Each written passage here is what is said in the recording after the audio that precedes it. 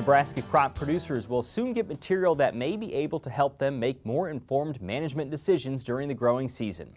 More than 20,000 growers will receive mailings that include information on research initiatives from the Nebraska Corn Board, a pocket field guide with topics such as insect and pest identification in corn and soybeans, and results from research conducted at the 2016 Soybean Management Field Day sites. Nebraska Extension's Keith Glewen joined us recently to discuss the yearly soybean research update booklet. Thanks to the support from the Nebraska Soybean Checkoff Board, Nebraska Extension has partnered with them for approximately 16 years in conducting soybean management field days across different geographical areas of Nebraska.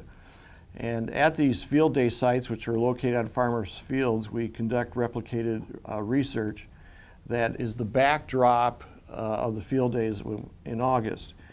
And of course, we collect many different types of data during the growing season as well as harvest data. And this past year, fortunately, we had some good results, and some results you would say didn't pan out the way we thought they would. Okay. Give me an overview of what people might read about in this year's booklet.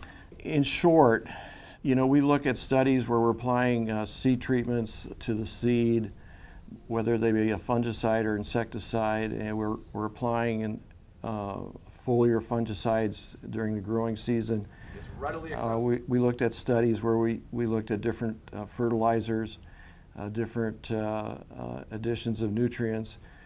And in short, a lot of times we don't see a yield response. And if we do see a yield response, it doesn't cover the cost of the treatment.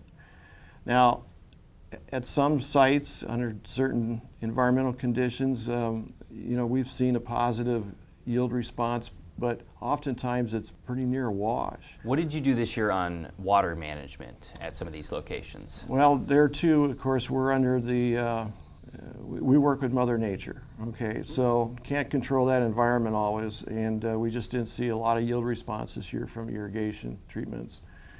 However, research in the past would show that soybeans is a crop that if you water it in advance of its reproductive stages, in other words, during vegetative growth, you have a lot of vegetative growth, which market doesn't pay you for, okay? But it looks good. It looks good.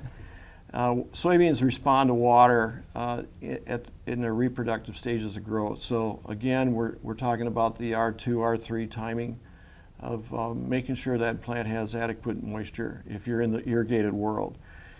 The exception to that would be if we're in a sandy soil situation or lighter textured soil.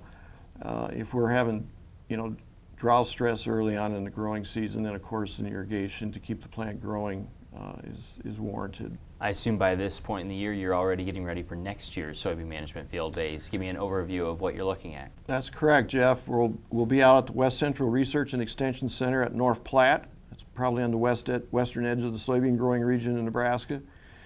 Then we'll be moving, and that'll be on August 8th. On August 9th, we'll be moving to Ord, Nebraska, at a farm there. And then on the 10th, we'll be south of Auburn in southeast Nebraska. And on the 11th, we'll conclude at a farm location just south of Tacoma along the Missouri River on August 11th.